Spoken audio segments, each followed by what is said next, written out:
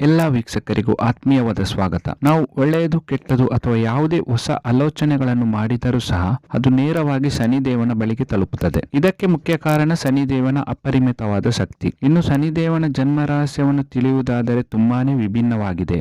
ಶನಿದೇವನ ಜನ್ಮ ರಹಸ್ಯವನ್ನು ನಾನು ನಿಮಗೆ ತಿಳಿಸಿಕೊಡುತ್ತೇನೆ. ಅದಕ್ಕೂ ಮುನ್ನ ನೀವಿನ್ನು ನಮ್ಮ ಚಾನಲ್ ಅನ್ನು ಸಬ್ಸ್ಕ್ರೈಬ್ ಮಾಡಿಲ್ಲ ಅಂದ್ರೆ ದಯವಿಟ್ಟು ಸಬ್ಸ್ಕ್ರೈಬ್ ಮಾಡಿ ಹಾಗೂ ಬೆಲ್ ಬಟನ್ ಪ್ರೆಸ್ ಮಾಡಿ. ನಿಮ್ಮ ಅನಿಸಿಕೆಗಳನ್ನು ಕಾಮೆಂಟ್ಸ್ ಮೂಲಕ ನಮಗೆ ತಿಳಿಸಿ. ಸೂರ್ಯ ದೇವನು ದಕ್ಷ ಕನ್ಯೆಯಾದ ಸಂಧ್ಯಾ ದೇವಿಯನ್ನು ಮದುವೆಯಾಗಿ 3 ಮಕ್ಕಳ ಜನನವಾಗುತ್ತದೆ. ಮೊದಲನೇ ಮಗು ವೈವಸ್ವತ್ವ, ಎರಡನೇ ಮಗು ಯಮದೇವ ಹಾಗೂ 3ನೇ ಮಗಳು ಯಮುನಾ ದೇವಿ. 3 ಮಕ್ಕಳನ್ನು ತುಂಬಾನೇ ಚೆನ್ನಾಗಿ ನೋಡಿಕೊಳ್ಳುತ್ತಿದ್ದ ದಕ್ಷ ಕನ್ಯೆ ಸಂಧ್ಯಾ ದೇವಿಗೆ ಸೂರ್ಯ ದೇವನ ತೇಜಸ್ಸು ಸಹಿಸಿಕೊಳ್ಳಲು ಆಗುತ್ತಿರಲಿಲ್ಲ. ಇದರಿಂದ ಆಕೆ ಸೂರ್ಯನನ್ನು ತ್ಯಜಿಸಿ ತನ್ನ ತವರು ಮನೆಗೆ ಅಥವಾ ಎಲ್ಲಾದರೂ ಏಕಾಂಗಿಯಾಗಿ ದೂರ ಹೋಗಿ ತಪಸ್ಸು ಮಾಡಲು ಇಷ್ಟಪಡುತ್ತಾಳೆ. ಹೀಗೆ ತಪಸ್ಸಿಗೆ ಹೊರಟ ಸಂಧ್ಯಾ ದೇವಿ ತನ್ನ ಪತಿಗಾಗಿ ತನ್ನ ನೆರಳಿನಿಂದ ತನ್ನನ್ನೇ ಹೋಲುವ ಛಾಯೆಯನ್ನು ಸೃಷ್ಟಿ ಮಾಡುತ್ತಾಳೆ. ತನ್ನ 3 ಮಕ್ಕಳನ್ನು ಹಾಗೂ ಪತಿಯನ್ನು ಚೆನ್ನಾಗಿ ಲಾಲನೆ ಪಾಲನೆ ಮಾಡಬೇಕೆಂದು ಹೇಳಿ ಯಾವುದೇ ಸಮಸ್ಯೆ ಬಂದರೂ ತಾನು ನಿನ್ನ ಮುಂದೆ ಪ್ರತ್ಯಕ್ಷವಾಗುವುದಾಗಿ ಹೇಳಿ ಸಂಧ್ಯಾ ದೇವಿ ಎಲ್ಲಾ ಜವಾಬ್ದಾರಿಯನ್ನು ಛಾಯಾಳಿಗೆ ಒಪ್ಪಿಸಿ ತನ್ನ ಪೋಷಕರ ಮನೆಗೆ ನಡೆಯುತ್ತಾಳೆ. ಹೀಗೆ ಎಲ್ಲಾ ವಿಷಯಗಳನ್ನು ಮಗಳಿಂದ ಕೇಳಿ